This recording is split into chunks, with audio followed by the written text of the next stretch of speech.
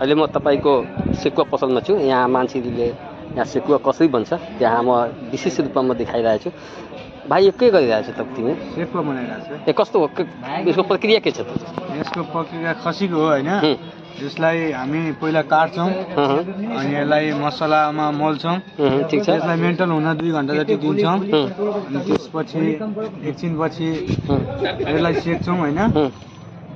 यति हो। सेक्ने प्रक्रिया के छ? कति सेक्ने प्रक्रिया यसको कति माने छ मतलब कस्तो हुन्छ सेक्यो माने यसको कति कहाँ कुन ठाउँमा सेक्नुपर्छ त्यो भन्नुपर्छ नि त।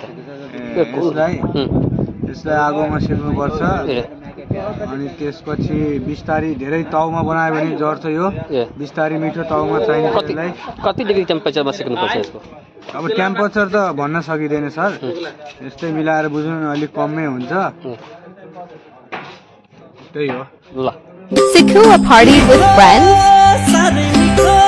मायाको लागि पोर्क छोड्छौ रे के तिमी बास्नको लागि सास छोड्छौ?